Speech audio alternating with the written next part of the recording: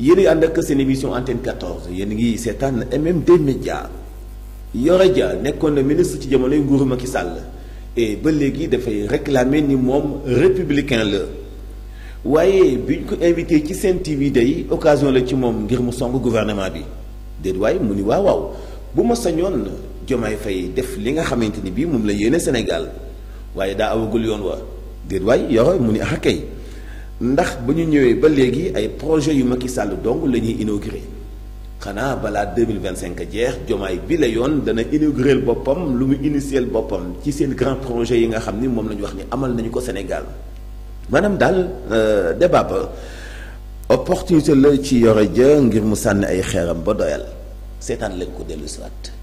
Comme nous sommes le 1er janvier, j'en profite pour souhaiter mes meilleurs vœux à tous les Sénégalais. Oui. Donc à commencer aussi, comme nous sommes des républicains, nous l'union théorisée, moi gatsa d'idée. Nous opposition civilisée, nous devons raffiner. Nous sommes cocktail molotov. Donc je commence par souhaiter mes vœux à la clé de voûte de nos institutions, le président de la République et à son gouvernement. Mais tu l'as dit, l'India petit DPG, le discours du président de la République en termes simples. Sénégal a un problème réel qui s'appelle l'économie. Alors que le président de la République et le Premier ministre, ils cherchent à régler des problèmes artificiels. Le problème réel, c'est l'économie. Ku ci nekk Sénégalais bu ci nekk bi ñuy seetaan na xool ci sa poche ba fi ñuy nekkee ba léegi ndax sa situation améliorée wu. Le problème mooy le problème économique mais ñi ils cherchent à régler des problèmes artificiels. La mooy problème artificiel. dëkk mu mel ni Sénégal nga xam ni da ngay voté le 24 mars le 1er avril ñu installé président de la République dara xewul donc dëkk boo am problème institution. dëkk boo xam ni président de la République Macky Sall dafa bëggoon renvoyer élection yi constitution conseil constitutionnel bañ. imposer ko décision donc dëkk boo am problème constitution Sénégal problème bi ñu am rek.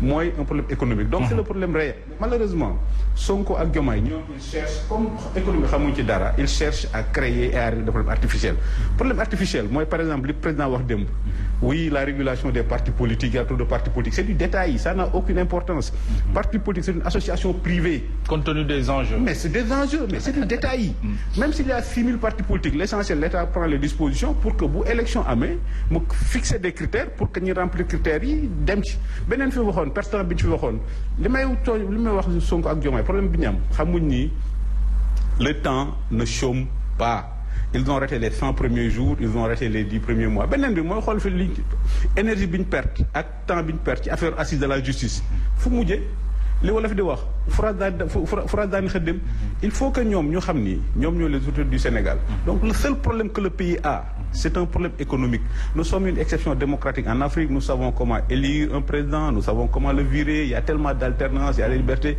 le seul problème que nous avons c'est un problème économique donc il faut que ñoom ñu concentrer wu sur le problème réel mais problème économique boobu doguma la est-ce que kon dina yomb bëgg-bëggu premier ministre bi jàpp ne sunu mobilisation financement yi ñu ngi ko bëgg a jëlee ci réew mi te yaa ngi naan ñu ngi am jafe-jafe koom-koom est-ce que faisabilité bi mais le premier problème économique du pays c'est lui-même ah oui comment mais di moom moo fi jàkkaarloog adduna bi urbi et orbi comme ni ñuy wax à Rome ni Sénégal les chiffres sont faux mais moo tax FMI joxuñu 180 milliards moo tax bi ñu demee UEMOA amuñu fa xaalis qui va faire confiance à un pays boo xam ne le premier ministre lui-même ne les chiffres sont faux donc le premier problème économique du pays c'est l'incompétence et l'ignorance du premier ministre ignorance boobu toog jàkkaarloog nit ñi ni les chiffres de mon état sont faux moo ñuy dugal ci goutte économique bi ñu nekk te damay wax Sénégalais 2025 day gën a metti parce que la situation économique va s'aggraver donc il faut que ñoom. mais sur cette question tontu na la Yoro mooy dëgg la bëgg a wax askan wi dëgg la bëgg a wax même les partenaires financiers est-ce que loolu aussi mënuñu ko nangul. mais li ñuy wax en français quand on est ignorant. wax leen li fi ne.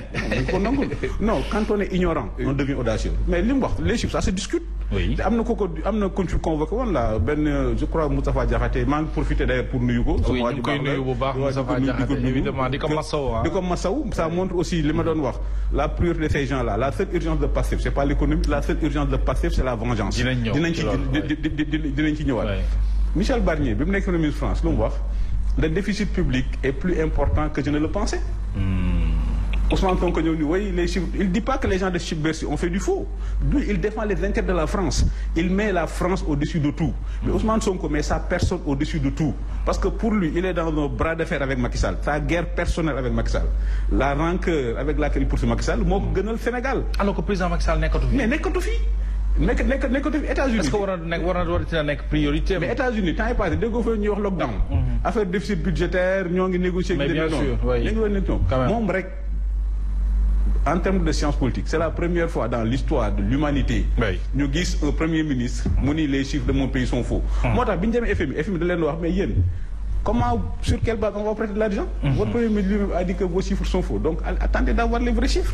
Et l'économie n'attend pas. Et c'est pourquoi demain la seule urgence du pays c'est l'économie. Il faut ñu bàyyi les problèmes artificiels. Le président de la République ak le premier ministre les problèmes artificiels yi ñu bëgg a créer. xam nga temps yii passé nee na Sonko ak Diomaye c'est comme les Galeries Lafayette. Les Galeries Lafayette dafa nekk benn magasin bu mag en France. Chaque jour il y a un événement. Pour distraire les consommateurs. Sonko ak Diomaye nag comme affaire économique xaruñu ci chaque jour ils veulent créer un événement un de ces événements moo nekkoon l'histoire des 1000 milliards.